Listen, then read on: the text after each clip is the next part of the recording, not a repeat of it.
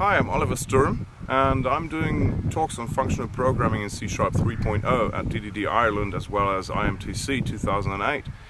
And Craig was so nice to film me right here outside my house in the Scottish borders, and I'm supposed to say some words about what happens in there. So I think functional programming is interesting to a lot of you today because of what comes in Link and the new language features in C# 3.0 and what you can do with that, and it's become very easy to apply those approaches to that traditionally imperative language. So that's roughly what I'm going to speak about, and we'll head back to my house and I'll show you some details of that on my computer later. Right, so we just came back in and I'm going to show you on my laptop right here a few details of what my session is going to be about. So, zoom in, Craig. There we go. So this is the agenda right there. I hope you can see everything, I suppose so.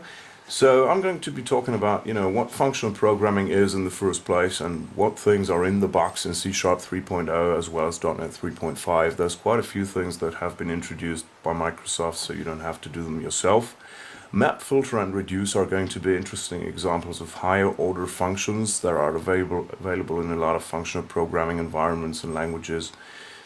Currying, partial application and composition are somewhat more complicated things that you want to use to employ functional reuse on a functional basis, modularization on that level. And finally, of course, you want to know why you as a C# programmer would want to program functionally in the first place. So that's more or less what we'll get to in the end, I hope. So just to show you a little piece of code that I'm going to get through. So this is sort of like the end of the sample. You don't have to understand that right now, but this is basically what I'm doing. I'm calling curry to parse a function into that curried format, which allows me to use partial application to just call into that function like I'm doing in the sequence right there. And I'm using lambda expressions in curried format like this one right there. And I'm putting everything back together to create a new function from scratch called sum of odd numbers, which is based on the basic reduce function to create the sum of odd numbers up to a maximum value. An entirely useless example really of what you can do, but I hope it's going to be interesting, and this is sort of practical really to show you what those functional approaches are all about. So yeah, I think that's all I want to say right now. Come to my session if you've always wanted to find